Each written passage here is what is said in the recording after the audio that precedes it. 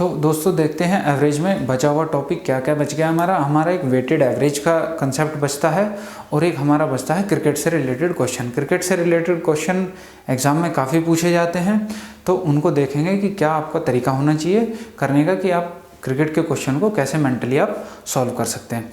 तो चलिए सबसे पहले हम देख लेते हैं वेटेड एवरेज को, यानी कि भारित औसत। ये क्या होता है आपका?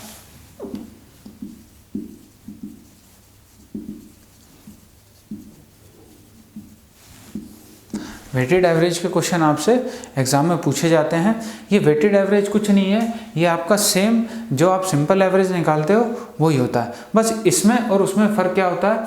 उसमें सिंपल एवरेज में तो आप पर्टिकुलर क्वांटिटी निकालते हैं, सिंपल एवरेज यानी कि जो औसत होता है आपका साधारण, उसमें क्या निकालते हैं आप? संख्याओं का योग बटे कुल संख्या। आप पर्टिकुलर एक एक संख्या को लेते हो साधारण औसत में और उनको जोड़ते हो और फिर जितनी संख्याएं होती हैं उनसे डिवाइड करते हो। लेकिन वेटेड एवरेज में क्या होता है, इसमें हम ग्रुप्स को लेके चलते हैं और ग्रुप्स का पर्टिकुलर आपको एवरेज दिया होता है और उन ग्रुप के एवरेज से हम पर्टिकुलर एक एलिमेंट का एवरेज निकालते हैं कि पर्टिकुलर एक एलिमेंट का एवरेज कितना हो सकता है। जैसे इस एक छोटी सी बात को मैं एक एग्जाम्पल से समझाना चाहूँगा कि जैसे आपको एक ग्रुप दे दिया ए, एक ग्रुप दे दिया आपको बी, ठीक है। इस ग्रुप में आपके पास 80 छात्र हैं और इस ग्रुप में आपके पास 20 छात्र हैं, ठीक है। अब आपको साथ में देगा इस ग्रुप का औसत। इस ग्रुप का औसत आपको दे दिया 80 अंक और इस ग्रुप का दे दिया आपको 60 अंक। तो अब आपको क्या निकालना है? आपको निकालना है वेटेड एवरेज कि इन सभी छात्रों का वेटेड एवरेज क्या होगा। यानी कि पर्टिकुलर अगर मैं एक छात्र की बात करना चाहूँ तो एक छात्र के औसत अंक कितने हो सकते हैं, ठीक है। तो इसे देख लेते हैं एक बार कैसे निकालेंगे। इसका जो फॉर्मूला होता है औसत का, weighted average into x1 plus average into x2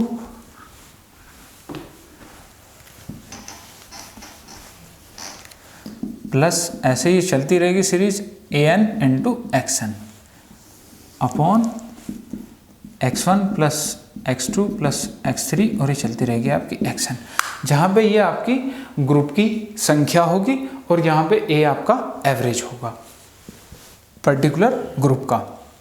अब देखिए आपको पता है कि यहाँ से 80 छात्र हैं मेरे पास, तो x1 की वैल्यू कितनी हो गई? 80। 80 ही उनके एवरेज अंक हैं, तो 80 गुणा 80 प्लस 60 अंक यहाँ पे हैं और छात्र कितने हैं? 20 बटा x1 प्लस x2। कितने थे छात्र यहाँ पे? 80 और 20। तो यहाँ से क्या पता चलेगा आपको? 8 8 6400 प्लस 6 दूनी 12 1200 बटे 100। आप देखेंगे यहाँ से कितना आ गया? ये आ गया 7600 बटा 100, यानी आपने कहा 76। ये 76 अंक जो आया है ये पर्टिकुलर एक एक छात्र का आया है। यानी आप ये कह सकते हैं कि अगर मैं एक सिंगल छात्र की बात करूं तो मुझे ये पता चल गया कि यहाँ से उसके औसत अंक कितने होंगे? 76 अंक होंगे। अगर आप इसे सिंपल मेथड से करना चाहते थे कि सिंपल एवरेज से निकालना चाहते थे तो आपको सिंपल एवरेज में क्या करना पड़ता? आपको 80 छात्रों के 80 औसत अंक दिए हुए हैं, तो आपको क्या करना पड़ता? 80 को 80 बार ऐड करना पड़ता।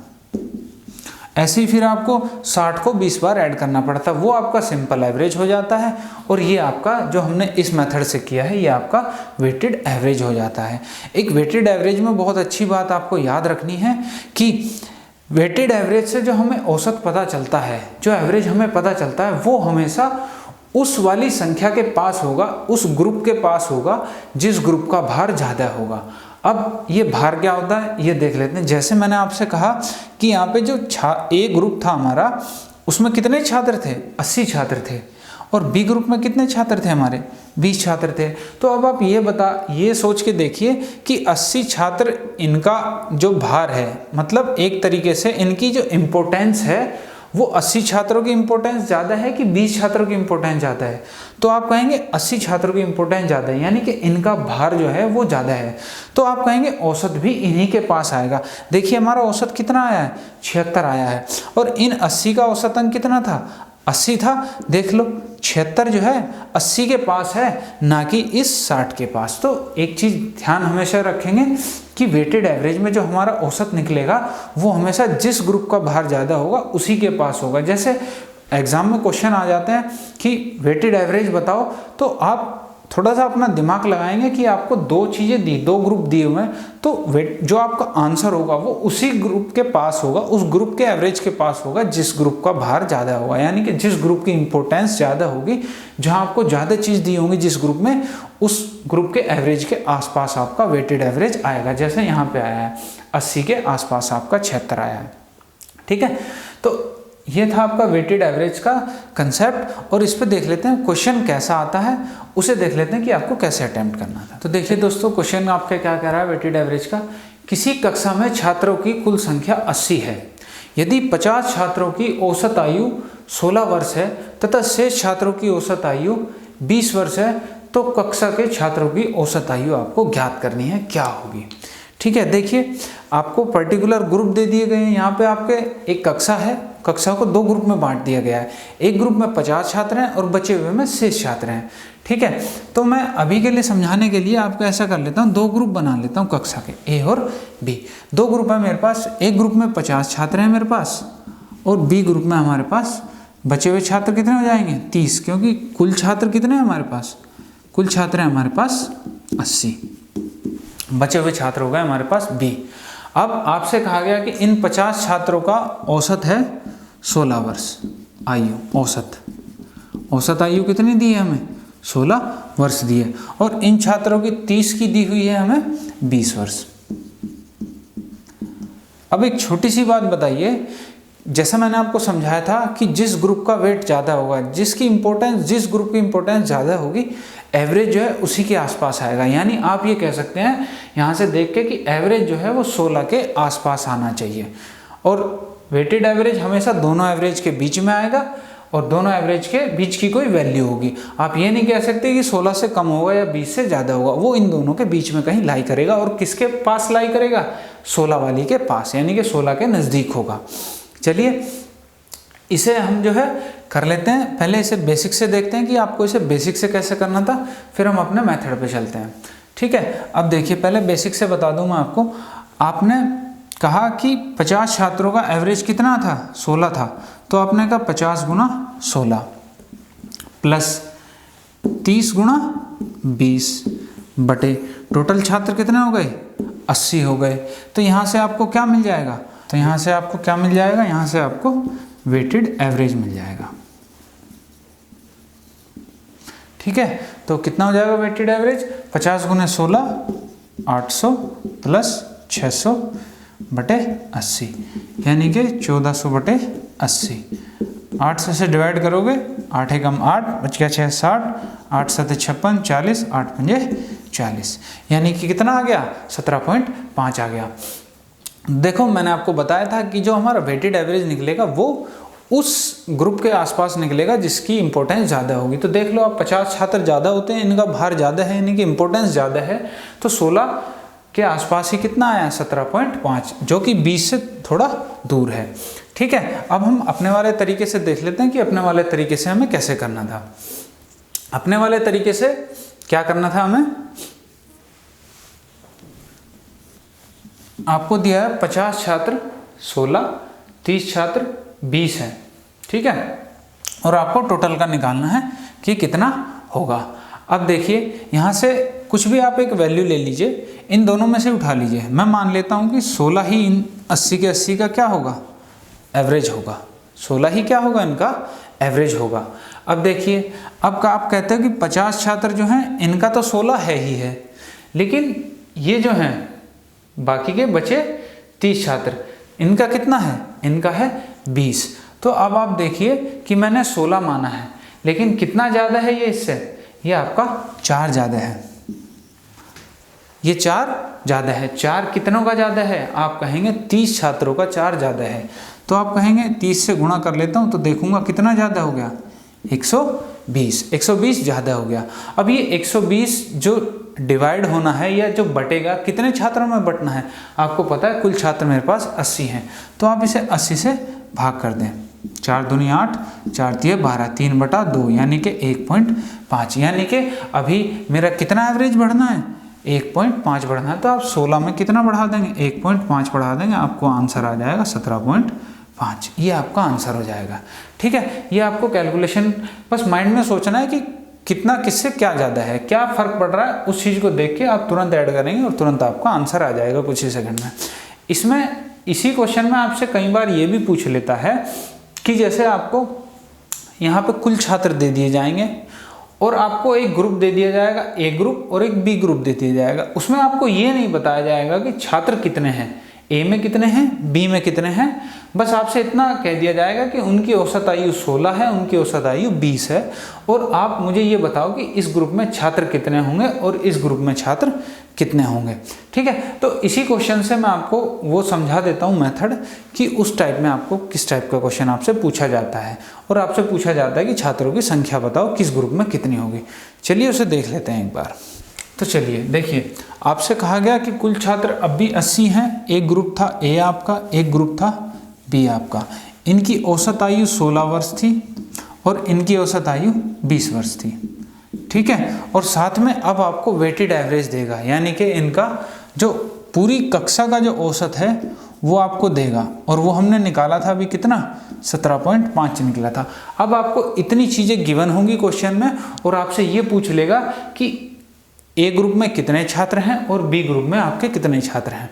देखिए, एक छोटी सी बात आप सोचिए, जैसा मैंने आपको बताया था वेटेड एवरेज जिस संख्या के आसपास होगा, जिस एवरेज के आसपास होगा, उस ग्रुप की इंपॉर्टेंस ज़्यादा होगी, यानी कि उसका भार ज़्यादा होगा। तो आप कहते हैं 17.5 16 के नज़दीक है, तो आप कहते हैं इस ग्रुप में छात्रों की संख्या ज़्यादा होगी। अगर आपको थोड़ा सा आइडिया लगाना है क्वेश्चन का कि क्या हो सकता है मेरा आंसर, तो आप कहेंगे इस ग्रुप में छात्र ज़्यादा होंगे और इस ग्रुप में छात्र कम होंगे। तो देखिए, इसमें हम एक कंसेप्ट का इस्तेमाल करते हैं, कहते हैं कि 16 वर्ष इनकी है और 20 वर्ष इनकी है, और इनके बीच में क्या आता है आपका, जो पूरी कक्षा की औसत है। ठीक है, यहाँ से मैं बड़ी संख्या में से छोटी संख्या माइनस करता हूँ तो मुझे कितना मिल जाएगा, 2.5, और इसमें से मैं इसे माइनस करता हूँ तो मुझे मिल जाएगा 1.5। 5 से 15, 5 पंजे 25। ये जो आपको अनुपात मिला है, ये जो अनुपात मिला है, ये इन ग्रुप का अनुपात है, इन ग्रुप के भार का अनुपात है, यानी कि इनकी इम्पोर्टेंस का अनुपात है कि यहाँ से मुझे 5 इम्पोर्टेंस होगी इस ग्रुप की और इस ग्रुप की इम्पोर्टेंस 3 होगी। ठीक है, तो अब मैं अगर टोटल इम्पोर्टेंस की बात कर लूँ तो आप कहेंगे 3 और 5 मेरे कितने हो जाते हैं, 8 हो जाते हैं। यानी कि इन दोनों ग्रुप को अगर मैं मिला दूँ तो इनका इम्पोर्टेंस कितनी है या इनका भार कितना है, 8 है। और ये 8 भार हमें कितनी इंपॉर्टेंस दी हुई है छात्रों की, 80 दी हुई है। टोटल इंपॉर्टेंस कितनी है, 8 यूनिट आपकी 80 के बराबर है। तो 1 यूनिट कितने के बराबर हो जाएगी, 80/8, यानी कि आप कहोगे 10 छात्र के। 1 यूनिट आपकी 10 छात्र के बराबर है, यानी कि एक इम्पोर्टेंस 10 छात्र के बराबर है। तो 5 इम्पोर्टेंस कितने के बराबर हो जाएगी, आप कहो 5 × 50, और 3 कितने के बराबर हो जाएगी, 3 × 30। और ये आपने पीछे वाले क्वेश्चन में पढ़ा था कि ग्रुप ए में आपके 50 छात्र थे और ग्रुप बी में आपके 30 छात्र थे। ठीक है, ये तो था वेटेड एवरेज के ऊपर आपका कंसेप्ट, या कैसे क्वेश्चन आपसे पूछ सकता है।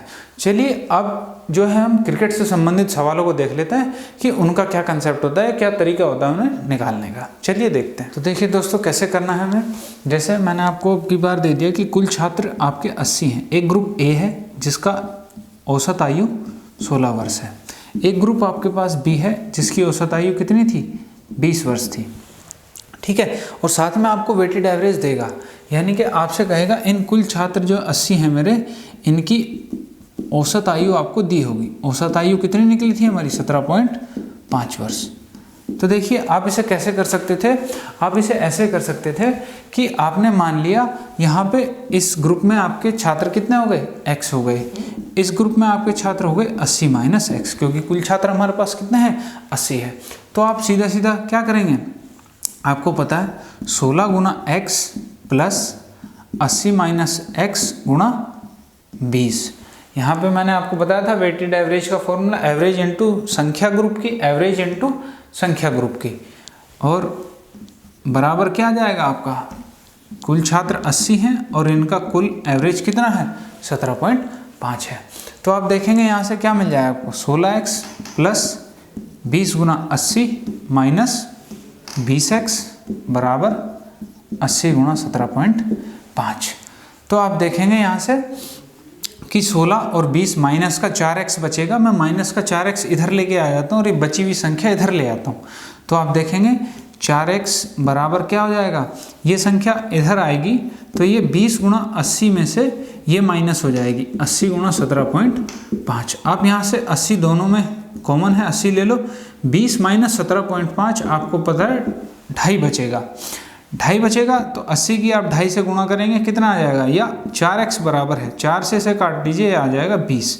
तो आपने कहा कितना आ जाएगा 20 गुना 2.5, 20 दूनी 40 और 10 50। यहाँ से x की वैल्यू कितनी आ गई आपकी 50।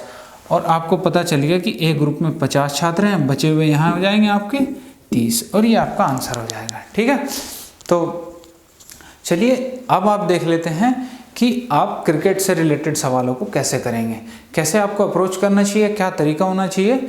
बेसिक भी सीखेंगे क्रिकेट वाले क्वेश्चन का और साथ में अपने वाले मेथड से देखेंगे कि अपने वाले मेथड से मेंटली हम कैसे कैलकुलेशन कर सकते हैं। तो देखिए दोस्तों, क्रिकेट में कैसे टाइप के सवाल आते हैं। एक तो आपके सवाल आते हैं बल्लेबाज से रिलेटेड कि बल्लेबाज का कुछ औसत था, उसने कुछ रन बनाए, उसका औसत बढ़ा और आपको बताना होता है कि उसने कितने रन बनाए थे। एक आपके आते हैं इसी में आपके बॉलिंग से संबंधित, जैसे कि किसी गेंदबाज ने कुछ रन दिए और कुछ विकेट लिए जिससे उसके औसत में सुधार आ गया या खराब हो गया।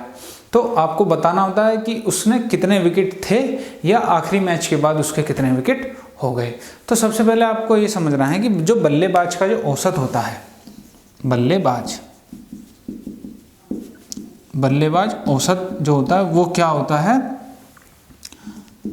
रन पर इनिंग, यानी कि या रन प्रति मैच, यानी कि एक मैच में उसने कितने रन बनाए हैं वो उसका बल्लेबाज का औसत कहलाता है। ठीक है, ऐसे ही आपका जो बॉलिंग एवरेज होता है, बॉलिंग या गेंदबाजी औसत, वो क्या हो जाता है, रन पर विकेट, यानी कि उसने एक विकेट पर कितने रन दिए हैं वो उसका बॉलिंग एवरेज हो जाता है, गेंदबाजी औसत हो जाता है। तो देखिए इन पे कैसे क्वेश्चन आते हैं और कैसे उनको बेसिक से करना चाहिए या कैसे क्या तरीका होता है वो देख लेते हैं। एक बार क्वेश्चन से हम इसको अच्छे से समझेंगे कि ये क्या होता है आपका। ठीक है, चलिए क्वेश्चन को देख लेते हैं एक बार। क्वेश्चन क्या है हमारा, देखिए दोस्तों, आपको क्वेश्चन कह रहा है एक बल्लेबाज द्वारा 15वीं पारी में 85 रन बनाए गए जिससे उसके औसत रन में 2 रन की वृद्धि हो जाती है, तो बल्लेबाज का पुराना औसत ज्ञात करो। बल्लेबाज का पुराना औसत क्या था। देखिए आपको क्या क्या दिया हुआ है, आपको दिया हुआ है कि 15वीं पारी है आपकी और इसमें कितने रन बना रहा है, ये 85 रन बना रहा है। ठीक है, तो इसके औसत में जो वृद्धि हो रही है वो कितनी है, 2 रन की है। तो आपको बताना है कि तो बल्लेबाज का पुराना औसत मतलब कौन सा औसत बताना है आपको, 14वीं पारी तक का,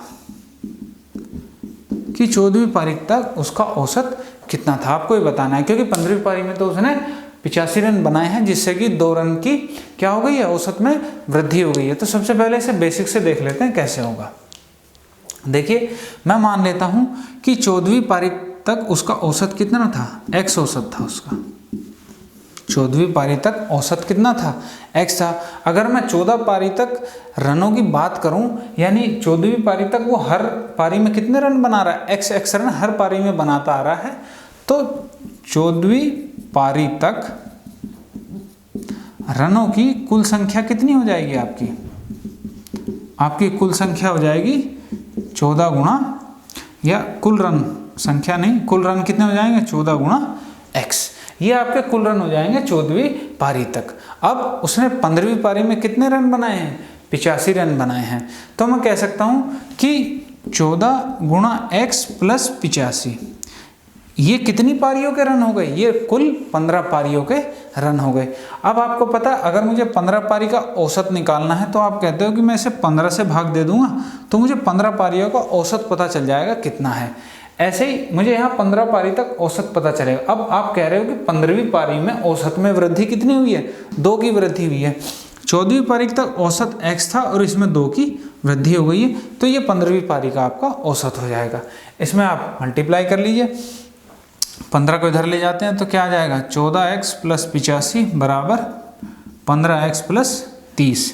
14x को इधर ले जाएं तो क्या बचेगा, x बचेगा। 30 को इधर ले आते हैं तो x बराबर क्या आ गया, 55। और ये x क्या था, आपका पुराना औसत था। यानी कि 14वीं पारी तक उसका औसत कितना है, उसका औसत 55 रन का है। यानी कि हर पारी में कितने रन बना रहा है, 55 रन बना रहा है। तो आपको पुराना औसत मिल गया, x कितना है, 55 रन, जो कि आपका आंसर हो जाएगा।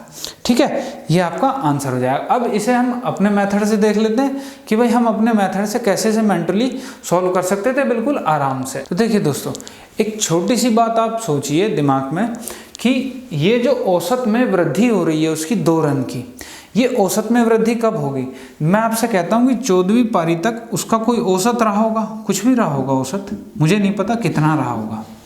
ठीक है, ये 14वीं पारी तक है। लेकिन आपने कहा कि मैंने इसमें क्या किया है, इसमें 15वीं पारी को मैं लेके आ रहा हूँ।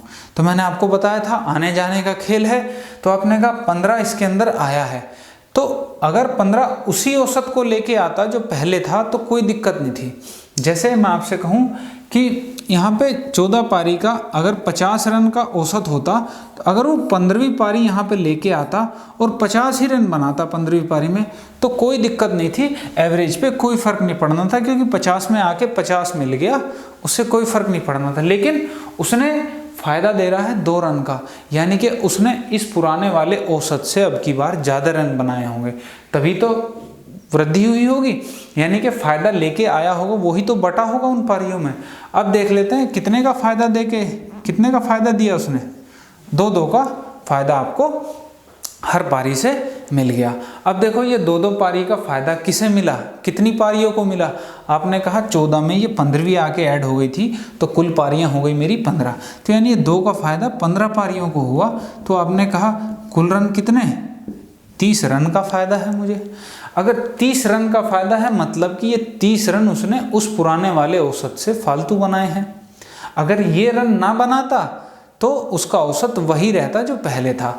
तो उसने 85 रन बनाए थे, 30 रन कम बनाता तो औसत पुराने वाला ही रह जाता। तो 85 में से 30 माइनस करता हूँ तो 55 रन, और यही आपका क्या था, पुराना औसत था। कि पुराना औसत कितना था, 55। अगर यहाँ से आपसे नया औसत पूछ लेता तो आपको पता है 2 रन बढ़ गए उसके, तो नया औसत कितना उसका, 57 हो जाएगा। ठीक है, तो आपको ये तरीका इस्तेमाल करना है, जिससे आप बड़ी आसानी से 5 से 10 सेकंड में आप अपने क्वेश्चन को बड़ी आसानी से कर पाएंगे। चलिए एक और क्वेश्चन देख लेते हैं। इससे आपसे कह रहा है कि एक बल्लेबाज का 19 पारियों का एक निश्चित औसत था। 20वीं पारी में उसने 123 रन बनाकर औसत रनों में 4 रन की वृद्धि कर ली। तो 20 पारियों के बाद उसके औसत रनों की संख्या ज्ञात कीजिए। अब आपसे क्या पूछ रहा है, 20वीं पारी के बाद का, यानी कि नया एवरेज आपसे पूछ रहा है कि नया औसत उसका क्या होगा। चलिए देख लेते हैं इसे कैसे, अपने मेथड से कैसे करना है। इसे अपने मेथड से देख लेते हैं। आपको पता है 19 पारी में एक निश्चित औसत था उसका। आपसे कहा कि 20वीं पारी में उसने क्या किया, 123 रन बनाए, और औसत में जो वृद्धि हुई मेरी वो कितने की है, 4 रन की है। अब सीधी सी इतनी बात समझिए कि जो 19 पारी में औसत था, अगर 20वीं पारी में भी उतने ही रन बनाता जितनी औसत उसका 19 पारियों का था, तो औसत में कोई चेंजमेंट नहीं आना था। लेकिन औसत में क्या आ रहा है, 4 रन की वृद्धि हो रही है, यानी कि उसने इस पुराने वाले एवरेज से ज़्यादा रन बनाए हैं। अगर ज़्यादा रन बनाए हैं तो मुझे अगर वो ज़्यादा रन पता चल जाए, कितने ज़्यादा रन बनाए हैं, तो मैं उन्हें माइनस कर दूंगा जितने रन इसने 20वीं पारी में बनाए होंगे, तो उससे आपको क्या पता चल जाएगा, पुराना औसत पता चल जाएगा। तो देखिए क्या करते हैं, आपको पता है 4 की वृद्धि हो रही है। ये 4 की वृद्धि कितनी पारियों तक होगी, आप कहोगे 20वीं पारी भी जब 19वीं में ऐड हो जाएगी तो टोटल पारियाँ हो जाएंगी मेरी 20। अब 20 में आप 4 रन की अगर देखते हो तो 20 पारियों में 4-4 रन बढ़ रहे हैं, तो आप कहोगे 80 रन, यानी कि 80 रन उसने एक्स्ट्रा बना लिए हैं। अगर 80 रन एक्स्ट्रा बना लिए हैं तो मैं 123 में से ये 80 रन माइनस कर देता हूँ। तो 123 में से आप 80 अगर माइनस करते हैं तो कितना आ जाएगा? 43। ये क्या आ गया? 43। ये आ गया आपका पुराना बैटिंग एवरेज, यानी कि बल्लेबाजी का पुराना औसत कितना है? 43 है। आपसे नया एवरेज पूछा है तो आप 4 उसमें जोड़ दें, कितना आ जाएगा आपका? ये आ जाएगा 47, और यही आपका क्या हो जाएगा? आंसर हो जाएगा। ठीक है, तो इस तरीके से आपको अप्रोच करनी है बल्लेबाज वाले क्वेश्चनों में। अब देख लेते हैं आपको गेंदबाजी वाले जो क्वेश्चन होते हैं उनमें क्या तरीका होना चाहिए आपका करने का और कैसे आप उसे सॉल्व करेंगे। चलिए दोस्तों देखते हैं क्या कह रहा है आपसे गेंदबाजी वाले क्वेश्चन में। क्वेश्चन में कह रहा है एक गेंदबाज का गेंदबाजी का औसत कितना है? 12.4 है। वह अपने अंतिम मैच में 26 रन देकर 5 विकेट लेता है तो उसका औसत 0.4 सुधर जाता है। तो अंतिम मैच तक लिए गए कुल विकेटों की संख्या आपको ज्ञात करनी है। तो देखिए यहाँ पे इस सुधरने का क्या मतलब है। आपको सबसे पहले मैंने बताया गेंदबाज का जो औसत होता है, गेंदबाजी औसत, वो क्या होता है? रन प्रति विकेट, यानी कि एक विकेट पे कितने रन दे रहा है। सुधरने का मतलब है, जैसे मैं आपसे कहता हूं कि मान लो कोई 5 विकेट पे 10 रन दे रहा है, ठीक है, यानी हर 5 विकेट पे 10-10 रन दे रहा है। अब वो कह रहा है कि उसका औसत सुधर गया। तो अगर आप इसे कहते हो कि अब वो 11 रन प्रति 5 विकेट देने लग गया, तो ये कहोगे उल्टा हो गया। कैसे? कि पहले 10 रन दे रहा था, अब 11 दे रहा है, तो ये तो खराब हो गया, पहले के मुकाबले खराब हो गया। तो इसमें क्या है, चीज़ें उल्टी चलती हैं। अगर आपसे कहा जा रहा है सुधर रहा है, तो यानी कि अब वो पहले से कम रन दे रहा है। तो कम रन दे रहा है तो आप कहेंगे अब वो 5 विकेट पे 9 रन दे रहा होगा, यानी कि हर विकेट पर 9-9 रन दे रहा होगा। तो इस सुधरने का मतलब ये है। तो आप इसी चीज़ को ध्यान रखना है कि सुधार का मतलब इसमें हमें एवरेज को कम करना होता है, ना कि हमें बढ़ाना होता है। अगर बढ़ाओगे तो इसका मतलब बॉलर क्या है? खराब हो गया, बॉलर बॉलिंग अच्छी नहीं कर पा रहा है, पिट रहा है ज़्यादा। तो इसलिए सुधारने का मतलब है एवरेज को कम करना। ठीक है, सिर्फ इतनी सी बात आपको इसमें समझनी है। अब देखिए क्या कह रहा है आपसे कि गेंदबाजी का औसत कितना दिया हुआ था? औसत दिया हुआ था 12.4। ठीक है, वह अपने अंतिम मैच में जो उसने अंतिम मैच खेला है उसमें उसने रन तो दिए 26 और लिए कितने? 5 विकेट उसने उसमें लिए हैं। तो उसके औसत में सुधार कितना हो गया है? तो अब आप देख पा रहे हो कि नया जो औसत है उसका, नया औसत कितना है उसका? पहले 12.4 था, इसमें से 0.4 कम हो गया, यानी कि अब नया औसत कितना हो गया उसका? 12 हो गया है। नया औसत कितना हो गया? 12 हो गया। तो सबसे पहले इसका बेसिक देख लेते हैं कि आप इसे बेसिक से कैसे करते हैं, फिर अपने वाले मेथड पे चलेंगे। अब देखिए मैं आपसे कहता हूँ कि जितने उसने मैच खेले होंगे उनका कुछ औसत रहा होगा, तो मैं उस औसत को मान लेता हूँ। माना पुराना औसत क्या था उसका? x था। औसत का मतलब क्या है? रन प्रति विकेट, यानी कि इतने रन वो दे रहा होगा हर विकेट पे। तो देखिए, सॉरी, पुराना औसत तो आपको दिया हुआ है कि 12.4 है। पुराना औसत कितना दिया हुआ है आपको? 12.4, यानी कि हर विकेट पे कितने रन दे रहा है वो? 12.4 रन आपको दे रहा है। तो मैंने माना विकेट कितने हैं मेरे पास? x विकेट है, यानी कि x विकेट पे उसका औसत कितना है? 12.4 है। तो यहाँ से आप देख लेते हो कि कितने रन दिए होंगे उसने? x गुणा 12.4, ये मेरे कुल रन आ गए होंगे कि अब तक इसने 12.4 के हिसाब से x विकेट पे इतने रन दिए होंगे। आपने कहा अंतिम जो उसकी पारी थी उसमें उसने कितने रन दिए हैं? उसने 26 रन दिए हैं। तो अब तक वो इतने रन दे चुका है, इतने रन दे चुका है। उसने विकेट, अंतिम मैच से पहले उसके विकेट कितने थे? x थे। अंतिम मैच के बाद कितने हो जाएंगे? 5 विकेट और ले चुका है। तो ये उसका क्या हो जाएगा? औसत हो जाएगा। और ये औसत कितना दिया हुआ है हमें? ये औसत आपको दिया हुआ है 12, क्योंकि नया औसत कितना हो गया? 12। अब आप इसे मल्टीप्लाई कर लीजिए, इसको यहाँ लेके आओ तो ये 12.4x प्लस 26 बराबर 12x प्लस 60।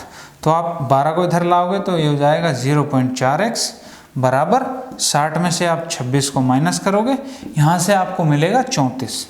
तो x की वैल्यू कितनी आ जाएगी 34/0.4। अगर आप इसे काटते हो यहाँ से पॉइंट हटाओगे 0, 4 से इसे काटोगे 4 8 32, बच गया 2 20, 4 5 20।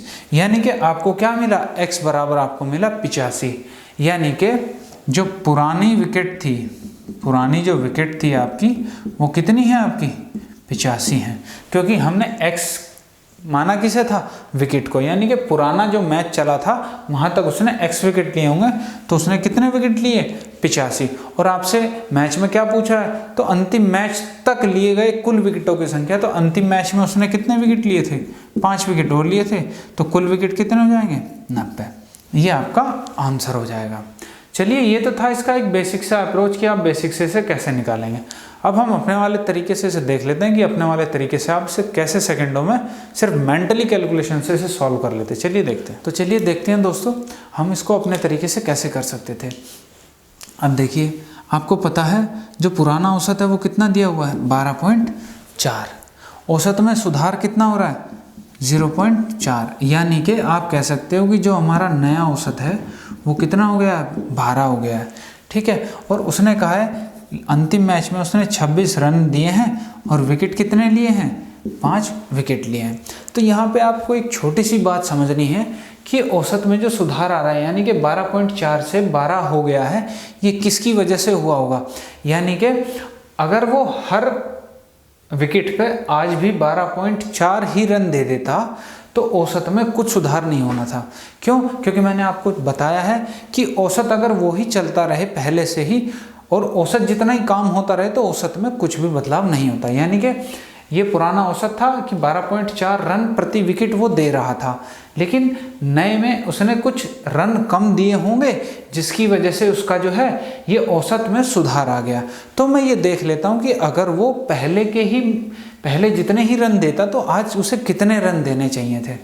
तो 12.4 के हिसाब से हर विकेट पे 12.4 रन देता तो 5 विकेट पे कितने रन दे देता वो 12.4 गुना 5, 5 चौक 20 और 12 पंजे 60। यानी कि उसे रन कितने देने चाहिए थे, उसे 62 रन देने चाहिए थे। तो आज भी एवरेज मेरा 12.4 ही रहता, लेकिन उसने रन कितने दिए 26 रन दिए। तो उसने कितने रन कम दिए मैं वो देख लेता हूँ। 62 में से मैंने 26 माइनस कर दिए तो 12 में से 6 और 6 यहाँ पे आपका आ जाएगा 3, 36। उसने पहले के मुकाबले अब की बार इस मैच में 36 रन कम दिए हैं। अगर इस मैच में 36 रन कम दिए हैं तो इन 36 रन के कम होने की वजह से ही तो ये एवरेज कम हुआ होगा। अगर ये इनकी वजह से ही कम हुआ है तो मैं देख लेता हूँ कि कितने विकेट, क्या फ़र्क पड़ना था इनकी वजह से। तो आप कहोगे 36/0.4 जितना एवरेज कम हुआ है। तो इससे अगर मैं डिवाइड करता हूँ तो 4 9 36, यानी कि क्या आ जाएगा मेरा 90 विकेट। यानी कि उसके अंतिम मैच तक कितने विकेट थे 90 विकेट थे। ठीक है, और यही आपको निकालना था, यही था आपका आंसर। अगर इसमें ऐसा पूछ लेता है कि अंतिम मैच से पहले के विकेट बताओ, तो अंतिम मैच में आपसे कितने विकेट लिए गए 5 विकेट लिए गए। तो आप इसमें से 5 विकेट माइनस कर दोगे तो इससे पहले तक उसके कुल कितने विकेट हो जाएंगे 85 विकेट हो जाएंगे। ठीक है दोस्तों, तो ये था आपका बॉलिंग से संबंधित यानी गेंदबाजी से संबंधित कैसे सवाल आते हैं। आपको अगर ये कंसेप्ट आपको समझ में आ गया है तो बहुत अच्छी बात है। अगर कहीं भी कोई आपको थोड़ी भी दिक्कत हो रही है तो आप हमें कमेंट सेक्शन में कमेंट करके बताएं कि हमें इस सेक्शन में दिक्कत हो रही है या इस पार्ट में दिक्कत हो रही है, जिससे कि हम आपको उसका जल्दी से जल्दी सॉल्यूशन दे सकें। तो देखिए दोस्तों, पहला सवाल देखते हैं क्या कह रहा है आपसे। पहला सवाल, तो देखिए दोस्तों, पहला सवाल आपसे कह रहा है 12 के प्रथम 20 गुणजों का औसत आपको ज्ञात करना है। तो मैंने आपको बताया था कि गुणज वाला सवाल किस कंसेप्ट पे बेस्ड हो गया आपका, क्रमागत। यानी कि उनके हर गुणज पे 12 के जो गुणज होंगे, पहला 12 आ गया, दूसरा 24, तीसरा 36, तो 12 के जो गुणज होंगे उनके बीच अंतर कितना रहेगा 12 का अंतर रहेगा। तो अब देखिए क्या पूछा है आपसे, 12 के 20 गुणजों का औसत पूछा है आपसे, तो मैं आपसे कहूँ कि 20 संख्याएं होंगी, तो 20 संख्याएं होंगी, तो आपको बताना है कि 20 में से आपको पता चल गया कि कहीं बीच में जो है एवरेज होगा, क्योंकि मैंने आपको बताया था क्रमागत संख्याओं में 2 ही चीज़ पढ़ाई है मैंने। एक तो आपको बताया था कि औसत क्या हो जाएगा, पहली संख्या प्लस अंतिम संख्या बटे 2, ठीक है। या तो आप उससे निकाल लें, उससे कैसे निकालेंगे आपको पता है, पहली तो 12 ही होगी, 20वां गुणज है, तो 20 गुणा 12 करके आप निकालेंगे, 12 दूनी 24, 240 हो जाएगा। 240 और 12 को आप जोड़ते हो तो 252, और बटे टोटल कितने हैं आपके 20 हैं तो यहाँ से आपको पता चल जाएगा कितना हो जाएगा, 2 से इसे डिवाइड करो, 2 एकम 2, 2 दूनी 4, 2 छिक 12, 12.6, 252 आ जाएगा। अब 12.6 आपका एवरेज होगा, नहीं पहली संख्या प्लस अंतिम संख्या 20 से नहीं बटे 2 से डिवाइड करना था सिर्फ, तो ये आ जाएगा आपका 126, ठीक है। ये आपका क्या हो जाएगा, औसत हो जाएगा। अब हम अपने मेथड से देखते हैं, आपको पता चल गया कि संख्या जो है बीच में कहीं औसत होगा, यानी कि मुझे 10 संख्याएं इधर छोड़नी पड़ेंगी, 10 संख्याएं मुझे इधर छोड़नी पड़ेंगी। अब 10 संख्या इधर छोड़ दूंगा, यानी कि 12 के 10 मल्टीपल इधर छोड़ूंगा, 12 के 10 मल्टीपल, यानी ये जो एवरेज के पास होगा ये 10वां मल्टीपल होगा, यहाँ 11वां मल्टीपल होगा, तो आप कहेंगे 12 धाई 120, यानी ये संख्या जो है आपकी 10वीं संख्या 120 है, और ये अगली वाली क्या हो जाएगी 132 हो जाएगी। इन दोनों के बीच की संख्या क्या है 126 होती है, आपको पता है, या आप इन दोनों को जोड़ के 2 से डिवाइड कर लो तब भी आपको यही मिलेगा, और आपका 126 क्या हो जाएगा, आंसर हो जाएगा। तो इतनी चीज़ें आपको दिमाग में सोचनी है गुणज वाले सवालों में, कि जितने गुणज दिए होंगे उनका आधा करके बीच वाली, कहीं बीच में ही आना है एवरेज आपको, तो 20 है, 10 इधर छोड़ दो, 10 इधर छोड़ दो, 10.5 पे कहीं एवरेज होगा। आप ऐसे भी कर सकते थे कि 10.5 पे होगा, मैं इसकी सीधा 12 में गुणा कर लेता हूँ, 12 पंजे 60, 6 का 6 आ जाएगा, 12 एकम 12, 126, तब भी आपका आंसर आ जाएगा। तो देखिए बहुत सारे तरीके हैं करने के, आप जिस भी तरीके को करते हैं आप उस पर प्रैक्टिस कीजिए, सबसे ज़रूरी है आपके लिए प्रैक्टिस। जितना आप प्रैक्टिस करेंगे आप उतनी जल्दी चीज़ों को समझेंगे और उतनी जल्दी क्वेश्चन को आप निकाल पाएंगे। तो चलिए देख लेते हैं अगला क्वेश्चन एनटीपीसी में कैसा आया था। एनटीपीसी का है ये क्वेश्चन भी आपका प्रीवियस ईयर का है, एनटीपीसी का, एनटीपीसी ने आपके एग्जाम में पूछा था। चलिए अगला क्वेश्चन देखते हैं। तो देखिए दोस्तों, आपसे अगला क्वेश्चन पूछा गया कि 5 क्रमागत संख्याओं का औसत 50 है, तो सबसे बड़ी संख्या व सबसे छोटी संख्या के गुणनफल तथा चौथी व दूसरी संख्या के गुणनफल का अंतर ज्ञात करो। ये भी आपका एनटीपीसी में एग्जाम में पूछा हुआ क्वेश्चन है। तो आपसे कहा गया कि 5 क्रमागत संख्याओं का औसत 50 है, यानी कि क्रमागत संख्याएं हैं और कितनी हैं वो भी 5, उनका औसत दिया हुआ आपको 50। तो क्रमागत संख्याएं हैं, आपको ये पता चल गया कि वो संख्याओं के बीच अंतर क्या है, 1 का है, क्योंकि यहाँ पे क्रमागत दिया है ना कि विषम या सम, तो आपको पता चल गया अंतर मेरा 1 आएगा। अब आपको पता है कि 5 संख्याएं हैं मेरे पास, 5 में से जो औसत होता है वो हमेशा बीच की चीज़ होती है, तो आप कहेंगे ये जो बीच में संख्या होगी ये कितनी है आपकी 50 है, क्योंकि ये औसत पे होती है। 50 आ गई तो आपको पता चल गया ये आपकी 49 हो जाएगी, ये आपकी 48, ये आपकी 51 और ये 52। आपसे कहा गया है क्वेश्चन में कि सबसे बड़ी संख्या और सबसे छोटी संख्या का गुणनफल, सबसे बड़ी और सबसे छोटी कौन सी है, ये है। तो 48 और 52 2 संख्याएं आपके पास, और आपसे कहा है कि चौथी व दूसरी संख्या, चौथी ये है दूसरी ये है, 51 और 49, ये 2 संख्याएं हैं आपके पास। इन दोनों के गुणनफल का अंतर बताना है आपको, तो गुणा कर लेते हैं इसकी, गुणा करो, 8 दूनी 16, 6, 4 दूनी 8, 8 पंजे 40, 48 और 1 49, 4 5 चौक 20 और 4 24, 24 96, 9 एकम 9, 9 पंजे 45 और 4 एकम 4, 49, 9, 4 5 चौक 20 और 4 24, 24 99। अब देखो 24 96 है, 24 99 है। अब आपको क्वेश्चन में देखना है, क्योंकि आपको देखिए, आप अपने ऑप्शन देखें, ऑप्शन में आपको दिखाई देगा कि एक ऑप्शन 3 है, एक ऑप्शन -3 है। अब ऐसा मत कीजिएगा कि 99 में से आप इसे घटा के तुरंत अपना आंसर लगा के आ गए 3। और क्वेश्चन में देखो कि क्वेश्चन पूछ क्या रहा है आपसे, आपसे पूछ रहा है कि सबसे बड़ी और सबसे छोटी के गुणनफल में से आपको चौथी व दूसरी के गुणनफल का अंतर ज्ञात करना है, कि इसमें से आपको ये घटानी है। अगर आप इसमें से ये घटाएंगे तो आपका आएगा आंसर -3। ठीक है, ये आपका आंसर था इस क्वेश्चन का। ठीक है दोस्तों, तो आपको क्वेश्चन को भी देखना है, पढ़ना है कि वो पूछ क्या रहा है वहाँ पे। ऐसा नहीं करना है कि बस अंतर निकाला और आपका क्वेश्चन सॉल्व हो गया। अब यहाँ 3 लगाते तो आपका ये क्वेश्चन गलत हो जाता। तो चलिए दोस्तों देखते हैं अगला क्वेश्चन एनटीपीसी में क्या पूछा गया। तो देखिए दोस्तों, अगले क्वेश्चन में आपसे क्या पूछा जा रहा है कि राज 4 विषयों में क्रम से 67, 69, 78 तथा 88 अंक प्राप्त करता है, तो उसे 5वें विषय में कितने अंक प्राप्त करने होंगे कि जिससे उसका औसत अंक 80 हो जाए। ठीक है, इसमें क्या निकालना है आपको, 5वें विषय के अंक निकालने हैं कि आपको एवरेज 80 करना है। आप इसे बेसिक से भी कर सकते हैं, अपना बेसिक वाला वही तरीका, लेकिन आज हम क्वेश्चन सेशन पे हैं तो हम अपने वाले मेथड को रिवाइज करेंगे और उसी से हर एक क्वेश्चन को निकालेंगे। तो देखिए क्या कह रहा है आपसे, आपको दिए हुए 67 और 69, 78 और 88, ये आपको 4 विषयों के अंक दिए हुए हैं। अब आपको पता है कि एवरेज आपको 80 करना है। एवरेज अगर आपको 80 करना है तो अब देखिए ये एवरेज 80 कितने विषयों का रहेगा, 5 का, क्योंकि इसमें 5वां विषय भी आप ऐड कर रहे हैं। आपको पता चल गया ये 5 का है। अब यहाँ से मैं कहूँ कि मेरे पास यहाँ पे विषय कितने हैं, 4 हैं, तो देखो ये उसी का आ गया कि आपको 5वां विषय आके इसमें ऐड करना है। अगर 5वां विषय ऐड करना है तो क्या फ़र्क पड़ेगा उस 5वें विषय से, हम उसी को चेक कर लेते हैं और आपका आंसर आ जाएगा। अब देखो, अब इन 5 का 80-80 हो गया एवरेज, तो आप देखोगे यहाँ से कि इससे कितना कम है, आप कहोगे ये इससे 13 कम है। ठीक है, तो यानी कि यहाँ से मुझे कितना 13 का नुकसान है, या आप कह सकते हैं कि उस संख्या जो 5वीं संख्या आएगी उसे ये 13 भी लाने पड़ेंगे, यानी कि ये उस संख्या को 13 देने पड़ेंगे। या आप कह सकते हो कि इससे ये एवरेज कितना ज़्यादा है, 13 ज़्यादा है। इससे देखोगे तो आप कहोगे 11 ज़्यादा है, या आप कहोगे ये 11 कम है, तो आने वाली संख्या को 11 भी लेके आना पड़ेगा जिससे कि एवरेज 80 हो सके।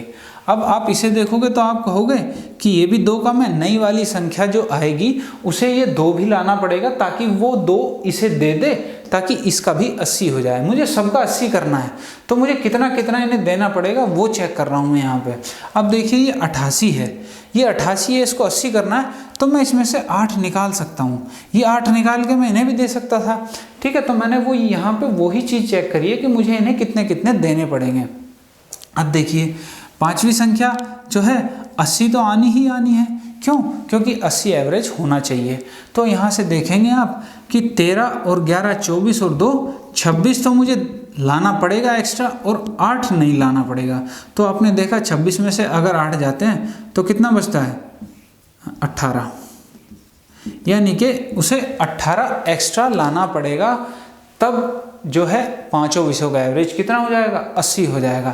तो आप कह सकते हैं 80 तो उसे लाने पड़ेंगे, साथ में उसे लाने पड़ेंगे कितने, 18 और लाने पड़ेंगे। तो आप कहोगे कि उसे टोटल कितने लाने पड़ेंगे, 98 अंक उसे लाने पड़ेंगे 5वें विषय में, तभी उसका सबका एवरेज कितना हो जाएगा, 80 हो जाएगा। और यही आपका आंसर था। आंसर क्या था, 98। चलिए देखते हैं अगला क्वेश्चन क्या पूछा गया। तो दोस्तों देखिए अगला क्वेश्चन आपसे क्या कहना चाह रहा है कि 4 संख्याओं में से प्रथम 3 संख्याओं का औसत 18 है। 4 में से 3 का औसत आपको दिया है 18 तथा अंतिम 3 संख्याओं का औसत 14 दिया है। यदि पहली तथा अंतिम संख्या का योग 16 हो, पहली और अंतिम संख्या का योग कितना है, 16 हो, तो अंतिम संख्या का मान आपको बताना है। चलिए देखिए इसे कैसे करना था आपको। 4 संख्याओं में से प्रथम 3 का, मैं कहता हूँ कि 4 संख्याएं A, B, C और D हैं हमारे पास। ठीक है, आपसे कहा गया कि औसत कितना है, A प्लस B प्लस प्रथम 3 संख्याओं का C, इनका औसत आपको दे रखा है 18। ठीक है, यानी कि इनका अगर मैं टोटल कहूँ तो कितना है, 18 3 54, इनका कुल योग 54 है मेरे पास। तथा अंतिम 3 संख्याओं का औसत आपके पास 14 है। अंतिम 3 का औसत कितना है, B plus C plus D, इनका कितना दे रखा है आपको 14, तो 14 दिया कितना है, 42 है। इनका आपको योग भी पता चल गया, साथ में 42 है। यदि आपसे कहा गया पहली और अंतिम संख्या का योग 16 हो, पहली और अंतिम, पहली A है अंतिम D है, तो A प्लस D कितना दिया हुआ आपको 16 दिया हुआ है। तो आपसे पूछा गया है अंतिम संख्या का मान कितना होगा, यानी कि मुझे किसकी वैल्यू चाहिए, यहाँ पे D की वैल्यू चाहिए। अब देखो यहाँ से मैं कैसे निकाल सकता था, आपको पता है कि ये a plus b plus c 54 है, b plus c plus d कितना है 42 है। अब देखो इसमें b भी है और c भी है, इसमें भी b और c है। अगर मैं इसमें से माइनस कर दूं तो मेरे पास क्या मिल जाएगा, a और d मिल जाएगा मुझे। तो मैं इसमें से फर्स्ट में से इस सेकंड को माइनस कर देता हूं, तो फर्स्ट माइनस सेकंड करूंगा इक्वेशन को, तो मेरे पास क्या आ जाएगा, इस तरफ आ जाएगा a माइनस डी। तो अब 54 में से अगर 42 को घटाओगे तो कितना आ जाएगा, 12 आ जाएगा आपके पास। अब हमारे पता है कि a प्लस डी हमें 16 दिया हुआ है, तो a प्लस डी 16 है हमारे पास। आप दोनों को ऐड करेंगे तो यहाँ से 2a बराबर 28, a बराबर कितना आ गया 14 आ गया। आपके पास a की वैल्यू आ गई 14। आपको पता है a की वैल्यू अगर 14 आ गई तो d की वैल्यू 2 ही होगी, तभी तो ये 16 हो सकता है। तो आप कहेंगे d की वैल्यू भी मुझे यहाँ से पता चल जाएगी कितनी है 2, और यही मेरा क्या हो जाएगा, आंसर हो जाएगा। ठीक है, इस तरह क्वेश्चन को आपको इसे ऐसे करना था, बस सोचना था थोड़ा सा कि क्या कह रहा है आपसे क्वेश्चन। तो चलिए देखते हैं अगला एनटीपीसी में अगला क्वेश्चन आपका क्या हुआ था और आपसे क्या पूछा था इस क्वेश्चन में। तो चलिए दोस्तों देखते हैं अपने अगले क्वेश्चन को। एक सभा के 19 सदस्यों की औसत आयु आपको दी हुई है, कितनी है 24 वर्ष। सभा में एक नए सदस्य को सम्मिलित करने पर सभी सदस्यों की औसत आयु में 4 महीने की वृद्धि हो जाती है।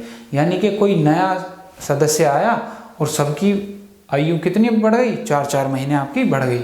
तो आपसे कह रहा है तो नए सदस्य की आयु आपको बतानी है कि नया सदस्य कितने वर्ष का आया होगा। तो देखिए दोस्तों, ये वही कंसेप्ट आ गया, मैंने बताया था आने और जाने से हमें देखना होता है कि एवरेज पे क्या फ़र्क पड़ता है, कि एवरेज पे क्या नुकसान हो रहा है कि फ़ायदा हो रहा है। किसी के आने से या तो नुकसान होगा या फ़ायदा होगा। अगर वो एवरेज जितनी ही समान लेके आ जाए या एवरेज औसत जितना ही वैल्यू लेके आ जाए तो औसत पे कोई फ़र्क नहीं पड़ना है। तो हम इसमें वही अपना कंसेप्ट यूज़ करते हैं।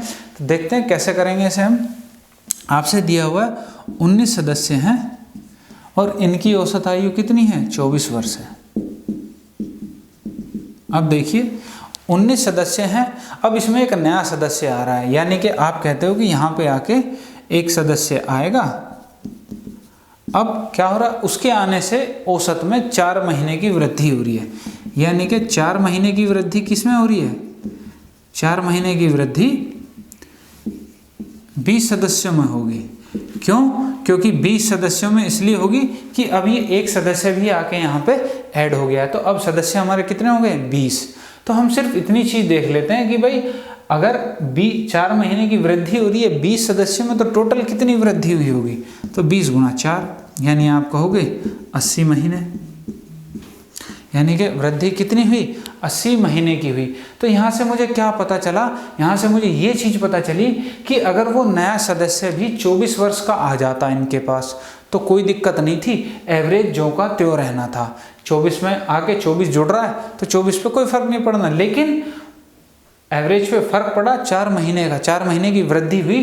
तो आप कहेंगे 4 महीने की वृद्धि 80 महीनों से हुई है, यानी कि जो नया व्यक्ति आया था वो 24 तो आया ही आया था, साथ में ये 80 महीने एक्स्ट्रा लेके आया था। तो ये एक्स्ट्रा महीने देख लेते हैं इनका कितने साल बन जाएगा और आपका वो आंसर हो जाएगा।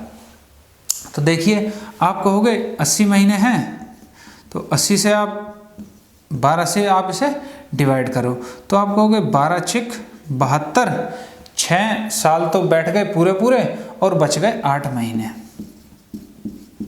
तो 6 वर्ष क्या है 8 महीने ये एक्स्ट्रा आया था जो हमारा नया सदस्य आया था। तो आप कहेंगे नए सदस्य की उम्र कितनी हो जाएगी 24 प्लस 6 वर्ष और 8 महीने, यानी कि 30 वर्ष 8 महीने। ठीक है, ये आपका आंसर हो जाएगा। देखिए ये थोड़ा मैंने डिटेल में समझा दिया है आपको, तो इसलिए थोड़ा इसमें आपको ऐसा लग रहा होगा कि टाइम लग रहा है, लेकिन टाइम नहीं लगना था, आपको सीधा कंसेप्ट का इस्तेमाल करना था। 4 महीने बढ़े हैं, कितनों के बढ़े हैं 20 के, तो 20 चौक 80, 80 महीने बढ़ गए, 80 को 12 से भाग दो तो मुझे वर्ष पता चल जाएगा। 24 वर्ष से ज़्यादा का था, कितना ज़्यादा था 6 वर्ष 8 महीने, और 24 में 6 वर्ष 8 महीने जोड़ोगे तो आपको आंसर मिल जाएगा। ठीक है दोस्तों, तो इस टाइप के क्वेश्चन में आपको ये कंसेप्ट याद रहना चाहिए कि कैसे क्या इस्तेमाल करते हैं हम। तो चलिए देखते हैं दोस्तों अपने अगले क्वेश्चन को, अगला क्वेश्चन आपसे क्या कह रहा है। तो चलिए दोस्तों देख लेते हैं अगला क्वेश्चन आपसे क्या कह रहा है। अगला क्वेश्चन आपसे कह रहा है एक कक्षा में 30 छात्रों का औसत प्राप्तांक 45 है। जांच करने पर पता लगा कि एक छात्र को 45 अंक कम मिले हैं तथा दूसरे छात्र को 15 अंक अधिक प्राप्त हो गए हैं, तो छात्रों का सही आपको औसत प्राप्तांक बताना है कि सही औसत प्राप्तांक उनका क्या होना चाहिए था। तो देखिए दोस्तों, सीधी सी बात समझते हैं, छोटी सी बिल्कुल, कि आप कह रहे हो कि सभी छात्र हैं, उसमें सभी छात्र का औसत कितना दिया हुआ है, मुझे 45 दिया हुआ है, यानी कि सभी के अंक कितने हैं, 45 45 45 हैं। ठीक है, तो कुछ टोटल भी अंक होंगे, भाई टोटल पता नहीं, बहुत सारे अंक होंगे। अभी तो छात्र कितने हैं, 30 छात्र हैं हमारे पास। ठीक है, अब जब 45 औसत प्राप्तांक है, आप कह रहे हो कि एक छात्र जो था उसको 45 अंक कम मिले हैं, तो आप कहेंगे अगर उसे 45 अंक कम मिले हैं तो आपको उसे 45 अंक देने पड़ेंगे, यानी कि आप ये 45 अंक भी इनमें जोड़ना चाहते हैं। अगर आप ये 45 अंक इसमें जोड़ना चाहते हैं तो एवरेज, आपको पता है औसत में कुछ चीज़ जोड़ोगे तो औसत बढ़ेगा, तो आप कहोगे औसत मेरा 45 से ज़्यादा हो जाएगा। ऐसे ही आपको यहाँ से दूसरी बात कही गई कि एक को 15 अंक अधिक दे दिए गए, यानी कि अधिक का क्या मतलब है, उसे अधिक दे दिए तो उस पे से लेने पड़ेंगे हमें। यानी कि अगर मैं बात करूं किसी नंबर में से आप कुछ निकाल रहे हो तो वो कम होगी चीज़, अगर वो कम होगी तो वो औसत कम हो जाना चाहिए। तो मैं पहले यहीं पे देख लेता हूं कि यहीं पे मेरा क्या फ़र्क पड़ रहा है। तो 45 तो मुझे देने हैं और 15 निकालने हैं, तो मैं एवरेज यहाँ से देख लेता हूँ कि मुझे देना कितना है। तो आप कहेंगे मुझे यहाँ से 30 अंक मुझे देने पड़ेंगे। यहाँ से आपने देखा कुल मिलाकर 30 अंक आपको देने ही देने हैं, तो आपने कहा 30 अंक देने कितने को हैं, आपने कहा ये 30 छात्रों में बांटने पड़ेंगे। औसत तो मुझे तभी पता चलेगा ना कि जो अंक दे रहा हूँ वो सब में बराबर बटेगा। तो 30 में 30 अगर बांटोगे तो आपको पता चलेगा कि एक एक अंक सबका बढ़ेगा। पहले था 45, एक एक अंक सबका बढ़ गया, तो आप कहोगे नया एवरेज कितना हो गया, 46। और ये आपका आंसर था इस क्वेश्चन का। ठीक है दोस्तों, तो देखिए अगला क्वेश्चन आपसे क्या कह रहा है उसे भी देख लेते हैं। तो चलिए दोस्तों, देखिए आपका क्वेश्चन आपसे क्या कह रहा है। आपसे कह रहा है कि एक कक्षा में 80 छात्रों की आयु 16 वर्ष है, इनमें से 15 छात्रों के एक समूह की औसत आयु 17 वर्ष है तथा कक्षा के दूसरे 25 छात्रों की औसत आयु 15 वर्ष है। तो कक्षा के शेष छात्रों की औसत आयु आपको ज्ञात करनी है कि शेष छात्रों की औसत आयु कितनी होगी। ठीक है, देखिए ये आपका वेटेड एवरेज वाले क्वेश्चन का सवाल है, लेकिन हम इसको अपने मेथड से करते हैं कि हम इसको अपने मेथड से कैसे कर सकते थे। तो चलिए देखते हैं क्या क्या कह रहा है आपसे। सबसे पहले तो ये देख लीजिए, आपसे कह रहा है कि 80 छात्र हैं, इनकी औसत आयु दे रखी है आपको 16 वर्ष, इनमें से 15 हैं, 15 की दे रखी है आपको 17, और आपके 25 हैं, 25 की दे रखी है आपको 15, और आपसे कक्षा में शेष छात्रों की आपसे पूछा हुआ है। तो शेष छात्र कितने बच गए हैं आपके पास, शेष छात्र कहोगे जी आपके पास 40 बच गए हैं। अब देखिए सीधी सी एक छोटी सी बात का करते हैं, आने जाने वाला खेल जो मैंने आपको समझाया है कि आने जाने वाला खेल है। तो देखिए अब मैं सबसे पहले बात करता हूँ कि आपके पास 80 छात्र थे और हर एक के आपको पता है 16 औसत है। जब 16 औसत है, अब आप इसमें से कुछ चीज़ निकाल के बाहर ले जा रहे हैं, तो यहाँ से छात्र कम होते चले जाएंगे और एवरेज पे क्या फ़र्क पड़ रहा है उन चीज़ों का वो देख लेते हैं। आपने सबसे पहले कितने छात्रों को भेजा, आपने कहा जी मैं 15 छात्रों को बाहर भेज रहा हूँ। अगर 15 छात्रों को आप बाहर भेज रहे हो तो ये कितना लेके जा रहे हैं, हर बच्चा 17 लेके जा रहा है, यानी कि एवरेज से कितना ज़्यादा लेके जा रहा है, एवरेज से जी 1 ज़्यादा लेके जा रहा है, यानी कि ये मुझे क्या दे के जाएगा, 1 का नुकसान दे के जाएगा। और ये 1 का नुकसान कितने बच्चे दे के जा रहे हैं मुझे, आप कहोगे जी 15 बच्चे दे के जा रहे हैं, तो मुझे यहाँ से टोटल नुकसान पता चल गया जी, मेरा 15 टोटल नुकसान होना है एवरेज पे। अब आगे 25 और जा रहे हैं, तो आपने कहा जी 25 को और निकाल देता हूँ मैं इसमें से। अब ये 25 क्या कर रहे हैं, ये 15 लेके जा रहे हैं, तो आपने कहा जी 15 लेके जा रहे हैं, औसत था मेरा पहले 16, तो ये देखिए हर बच्चा एक एक छोड़ के चला जा रहा है, यानी कि ये 25 जाने वाले से हमें क्या हो रहा है, फ़ायदा हो रहा है। तो आप कहेंगे यहाँ से मुझे फ़ायदा हो रहा है कितने का, आप कहेंगे जी 1 का फ़ायदा हो रहा है। ये 1 का फ़ायदा कितने बच्चे दे रहे हैं, 25, तो आप कहोगे टोटल फ़ायदा मेरा हो रहा है 25। अब यहाँ से पहले मैं ये चेक कर लेता हूँ, और तो कोई नहीं जा रहा है इसमें से, और कोई नहीं जा रहा है, सिर्फ इतने ही बच्चे अभी जा रहे हैं। तो मैं यहाँ से देख लेता हूँ ओवरऑल मुझे क्या फ़ायदा हो रहा है इन 15 और 25 बच्चों के जाने से, कि मुझे नुकसान हो रहा है। तो देखिए यहाँ से 25 और 15, आप कहोगे जी 10 का फ़ायदा हो रहा है।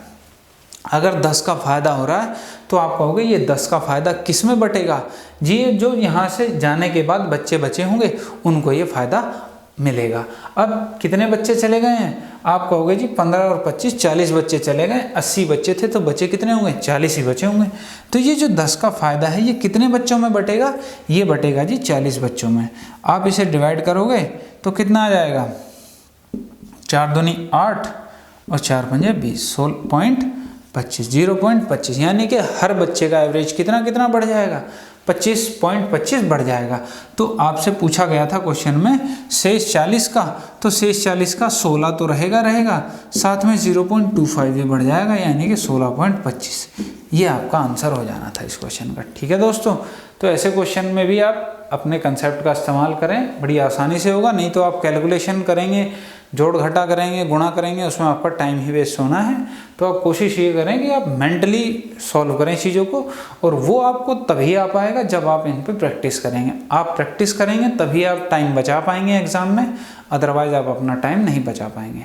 तो चलिए इसी के साथ हम दोस्तों अपना अगला क्वेश्चन देख लेते हैं। अगला क्वेश्चन आपके एनटीपीसी में क्या पूछा गया था। तो देखिए दोस्तों, अगला क्वेश्चन आपसे कह रहा है कि 10 व्यक्तियों में से 2 व्यक्तियों की आयु क्रमशः 23 वर्ष व 27 वर्ष है।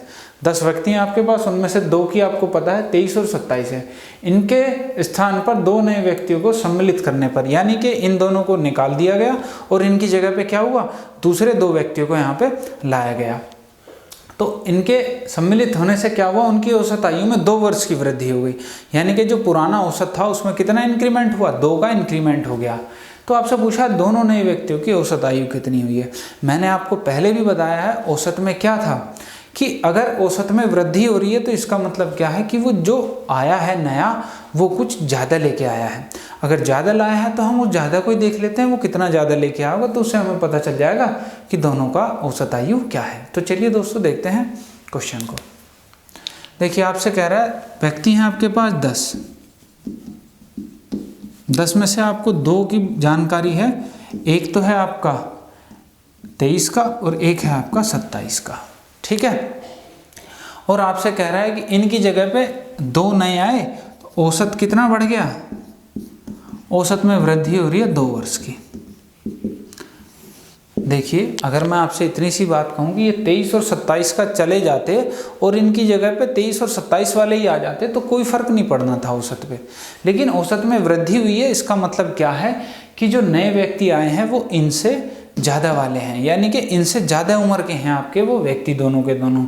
अब देखिए व्यक्ति कितने थे 10, और नए आने के बाद भी कितने व्यक्ति हमारे पास 10 ही हैं, क्योंकि रिप्लेसमेंट हुआ है, आना ये 2 गए हैं, इनकी जगह पे 2 आए हैं, तो 8 बचे, इनके जाने के बाद फिर से 2 हुए तो 10 हो गए हमारे पास। तो अब देखिए हम देख लेते हैं ये 2 वर्ष का जो फायदा है ये कितने लोगों को मिल रहा है। आप कहोगे जी 10 को मिल रहा है, तो 10 गुणा 2 कह दिया मैंने, कहा कि जी 20 वर्ष का फायदा है जी पूरा, यानी कि ये जो 20 वर्ष का फायदा है ये कौन दे रहे हैं, ये जो 2 आने वाले इनकी जगह पे जो 2 व्यक्ति आए हैं वही तो ये 20 वर्ष का फायदा लेके आए होंगे, वही तो डिस्ट्रीब्यूट हुआ होगा इनमें, तभी तो ये +2 का उन्हें फायदा हुआ है। तो ये 20 जो है हम इसमें जोड़ लेते हैं। तो आप देखिए 23 और 27 और ये 20 सब जुड़ जाएंगे, 23 और 27 कितना हो जाएगा, 50 और 20 हो जाएगा 70, और ये 2 व्यक्ति हैं तो इनका औसत कितना हो गया 35, और ये आपका आंसर था इस क्वेश्चन का। ठीक है दोस्तों, तो आपको जितने कंसेप्ट हमने बताए हैं एनटीपीसी में उनसे बाहर एग्जाम में कुछ नहीं आने वाला है, आपको बस इस कंसेप्ट की प्रैक्टिस करनी है। जितनी ज़्यादा आप इन कंसेप्ट से क्वेश्चन लगा लेंगे आपको उतना फ़ायदा होने वाला। अब तक हमने जितनी एनालाइज की, जितने क्वेश्चन हमने आरआरबी से उठाए हैं और जितने हमने एनालाइज किया पूरा पीछे तक का 2013 2012 के क्वेश्चन पेपर भी, उनमें भी सभी में इनसे ज़्यादा कंसेप्ट से और कुछ नहीं आया। हमने आपको उनसे भी ज़्यादा कंसेप्ट बताए हैं, और आप जो है उन सभी कंसेप्ट पे प्रैक्टिस करें। उन सभी पे हम एक्स्ट्रा क्वेश्चन भी आपके लिए प्रिपेयर करें कि नए आने वाले एग्जाम में क्या क्या नए टाइप के आपके क्वेश्चन बन सकते हैं, कि आपसे कहाँ से एग्जाम में पूछा जा सकता है। तो चलिए दोस्तों देख लेते हैं अगला क्वेश्चन इसी के साथ। तो चलिए दोस्तों नेक्स्ट क्वेश्चन देखते हैं। ये रहा आपकी स्क्रीन पे, कह रहा है आपसे कि एक कक्षा के 50 विद्यार्थियों को औसत भार 30 किलोग्राम है। 10 नए विद्यार्थियों को कक्षा में सम्मिलित करने पर औसत भार में 800 ग्राम की वृद्धि हो जाती है, तो नए विद्यार्थियों का औसत भार ज्ञात कीजिए। देखिए, मैं आपको कंसेप्ट पूरे अच्छे से बता चुका हूँ औसत का, किस तरीके से आपको ऐसे क्वेश्चंस को अटेम्प्ट करना है। तो आपको क्या करना है, दिया गया है सबसे पहले तो देखिए, आपको दिया है कि 50 विद्यार्थी हैं और इनका औसत भार कितना दिया गया है आपको, 30 किलोग्राम आपको इनका औसत भार दिया गया है। अब जो 10 छात्र नए आए हैं उनकी वजह से क्या हो रहा है, सबके औसत भार में वृद्धि हो रही है। तो जो 10 नए छात्र आए हैं, आपको पता है इनकी वजह से कितना 800 ग्राम की वृद्धि हो रही है। तो जो ये 800 ग्राम की वृद्धि हुई है, ये कितने छात्रों में होगी, आपको पता है 50 पहले से थे, 10 इनमें और आके शामिल हो गए हैं, तो टोटल कितने हो जाएंगे, 60 छात्र हो जाएंगे। तो ये जो वृद्धि होगी 800 ग्राम की, ये टोटल कितने छात्रों में, 60 छात्रों में वृद्धि होगी। तो अब ये जो वृद्धि हुई है, मैं देख लेता हूँ कि वृद्धि कितने किलोग्राम की हो रही है। आपको पता चल गया यहाँ से कि टोटल 60 छात्रों में वृद्धि होगी और होगी कितने की, 800 ग्राम की।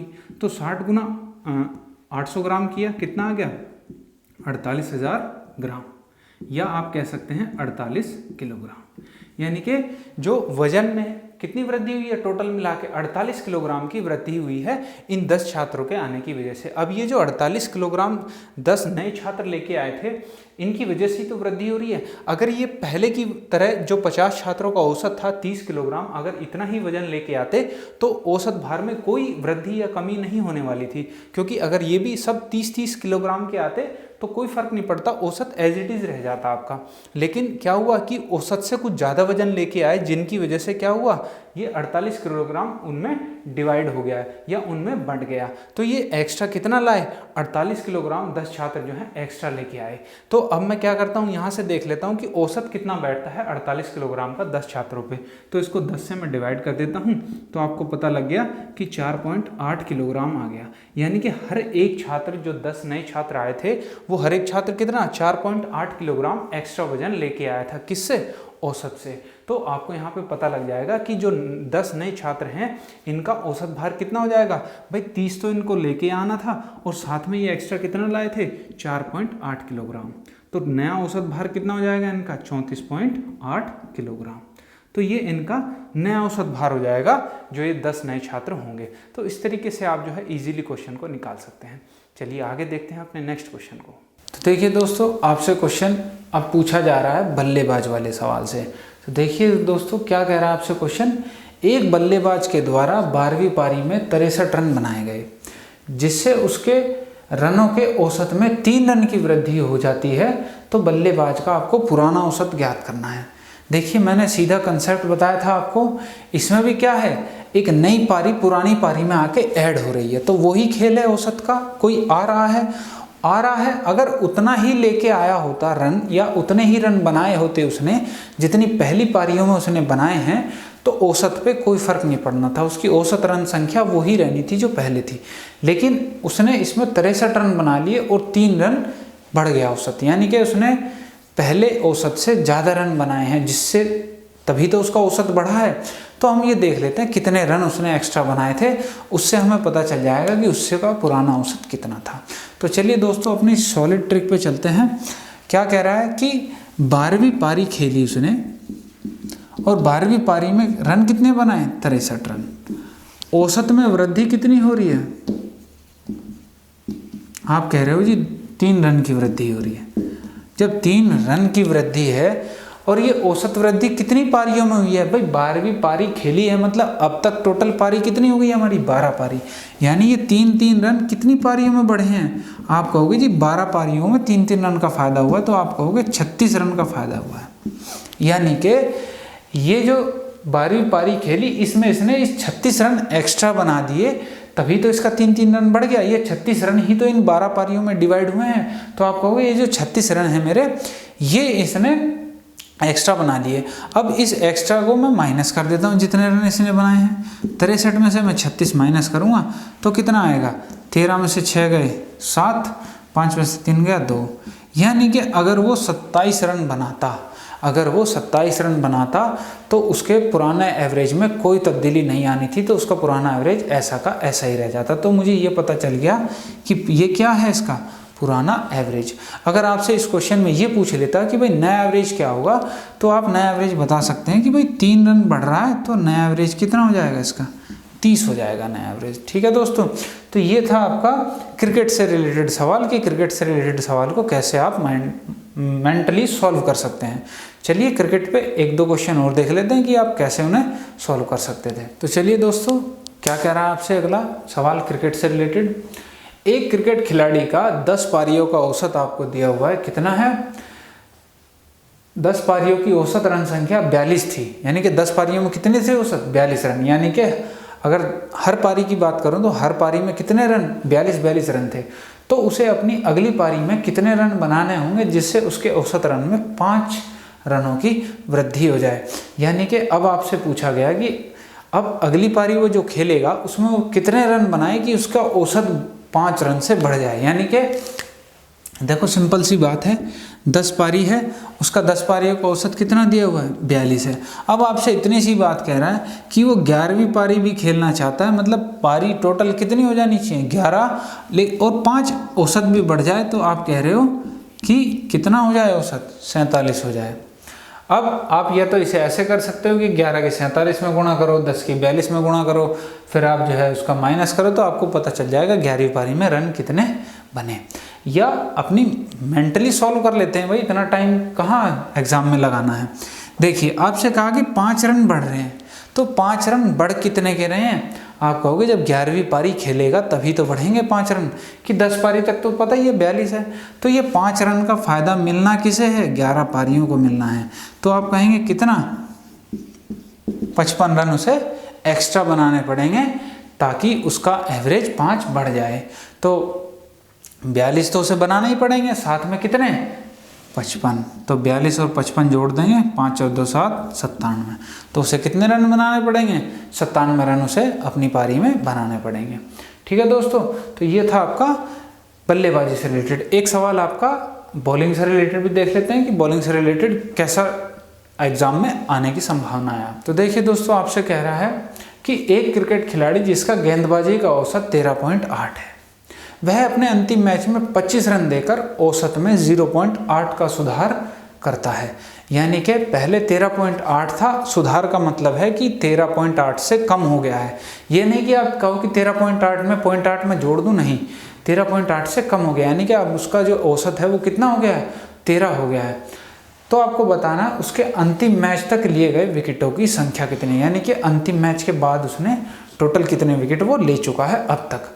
तो चलिए दोस्तों देखते हैं इसे। देखिए आपसे कह रहा है औसत कितना है उसका पुराना? औसत है उसका 13.8 का। ठीक है, अब सुधार कितने का कर रहा है उसमें? सुधार कर रहा है 0.8 का। यानी कि नया औसत भी लिख देता हूँ मैं आपको, वैसे इसकी ज़रूरत तो है नहीं, पर लिख देते हैं कि नया औसत कितना हो गया इसका? 13 हो गया है समझने के लिए। अब आपसे कहा कि अंतिम मैच में विकेट कितने लिए इसने? 25 रन देकर 5 विकेट पर, यानी कि 25 रन दिए हैं और विकेट कितने थे उसके? 5 विकेट थे, यानी 5 विकेट पे 25 रन दिए हैं। अब देखिए सीधा सा वही करना है कि अगर वो, सबसे पहले तो ये ध्यान होगा आपको कि गेंदबाजी का औसत होता क्या है? रन प्रति विकेट होता है, यानी कि एक विकेट पर दिए गए रन होते हैं। तो अब मैं कहता हूं कि अगर वो पहले के औसत से ही आज भी रन दे रहा होता तो उसके औसत में कुछ भी चेंजमेंट नहीं आना था, यानी आज भी उसका औसत 13.8 ही रहता अगर वो इस औसत से रन दे रहा होता। तो इस औसत से अगर वो आज भी इतने ही रन देता तो मैं देख लेता हूँ कितने रन देता। तो आप कहते हो कि 13.8 रन देता हर विकेट पे, और विकेट उसने अंतिम मैच में कितने लिए? 5। तो 13.8 को मैं 5 से गुणा कर लेता हूँ, 8 पंजे 40, 4 और 13 पंजे 65, यानी 65 और 4 कितने हो जाएंगे? 69। यानी कि अब तक उसे रन कितने देने चाहिए थे? 69 रन देने चाहिए थे 5 विकेट पे आखिरी मैच में, लेकिन उसने दिए कितने भाई? 25 ही रन दिए हैं उसने। तो आप देखोगे उसने कितने रन कम दिए हैं, तो मैं आपसे कहूँ तो 4 और 6 में से 2 गए 4, उसने 44 रन कम दिए हैं पहले के मुकाबले। ठीक है, 44 रन कम दिए हैं। इन 44 रन कम देने की वजह से ही तो ये आपका सुधार हो रहा है। अगर ये दे देता इतने ही 69 रन दे देता तो कोई सुधार नहीं होता, जो का तो 13.8 औसत रहता। तो इन 44 रन की वजह से ही आपको क्या हो रहा है, ये सुधार हो रहा है। तो आप कह सकते हो ये 44 रन जो दिए होंगे उसने, 44 रन प्रति विकेट दिए होंगे एक्स्ट्रा, यही तभी तो ये आपको औसत मिला होगा यहाँ पे 0.8। ये 0.8 कहाँ से आया है, ये जो 44 रन कम दिए हैं, कितने विकेट पे कम गए हैं, उन्हीं से तो पता चल रहा है मुझे कि ये 0.8 आपका सुधार हो रहा है, कमी आ रही है। तो मैं कह सकता हूँ यहाँ से 44/0.8 से मुझे ये पता चल जाएगा कि मेरे कुल कितने विकेट हैं यहाँ पे, कि ये 44 रन कितने विकेटों में बटे या कितने विकेटों के कम हुए, जिससे कि ये एवरेज आपका 0.8 कम हो गया, सुधार हो गया। तो इससे अगर डिवाइड करते हो 8 पंजे 40, 4 40, 8 पंजे 40, यानी कि विकेट कितने हैं 55। ये 55 विकेट कौन से हैं, ये अंतिम पारी तक हैं, यानी कि आखिरी पारी, यानी कि जो उसकी आखिरी पारी हुई थी उसके बाद तक के ये 55 विकेट हैं। ये मतलब नए विकेट हैं। ये किसके बाद हैं आपके, ये हैं 5 विकेट लेने के बाद, ठीक है, 5 विकेट लेने के बाद है आपके। तो अगर आपसे एग्जाम में ये पूछ लिया जाता कि नए मैच से पहले यानी पुराने विकेट आप बताओ कितने होंगे, तो आप ये कह सकते हो कि अगर नए 55 थे तो पुराने में उसने 5 विकेट एक्स्ट्रा कम लिए होंगे, तो 55 में से आप 5 माइनस करोगे तो 50, यानी कि पहले उसके कितने विकेट होंगे, पहले उसके होंगे 50। तो ये था आपका बॉलिंग से रिलेटेड क्वेश्चन, यानी कि गेंदबाजी में किस टाइप का आपका सवाल पूछा जा सकता है। तो दोस्तों हमारे साथ बने रहिए, आपकी प्रैक्टिस हर टाइप के क्वेश्चन की हम यही कराएंगे आपको। जिस टाइप को भी आपको समझ में नहीं आएगा वो आप हमें कमेंट करके बताएंगे कि ये चीज़ हमें समझ में नहीं आई है, अदरवाइज हर टाइप का क्वेश्चन आपको यहीं पे सॉल्व कराया जाएगा। और इन टाइप से ज़्यादा आपका सवाल जो है एग्ज़ाम में बनने की बिल्कुल भी संभावना नहीं है। यहाँ आपका एवरेज चैप्टर जो है समाप्त होता है। तो अब हम मिलेंगे अपने अगले लेक्चर में, जिसमें हम देखेंगे नए कंसेप्ट को कि क्या होगा कंसेप्ट। अगर दोस्तों आपको हमारा वीडियो पसंद आ रही है तो हमारी वीडियो को लाइक करें और शेयर करें, और ज़्यादा से ज़्यादा इसे अपने दोस्तों में शेयर करें ताकि उनको भी इन बातों का पता चल सके कि आप कैसे मेंटली सॉल्व कर सकते हैं चीज़ों को, ठीक है। और आपने अब तक हमारे चैनल को सब्सक्राइब नहीं किया तो आप हमारे चैनल को सब्सक्राइब कर लें और साथ ही बेल आइकन को दबा लें, जिससे कि आपको आने वाली हमारी हर सीरीज़ का अपडेट मिलता रहे और आप प्रिपेयर हो सकें कि हम क्वेश्चनों को कैसे सॉल्व करेंगे जल्दी जल्दी। तो दोस्तों अब मिलते हैं अपने अगले लेक्चर में, तो देखेंगे उसमें कुछ नए कंसेप्ट सीखेंगे। मिलते हैं दोस्तों, थैंक यू।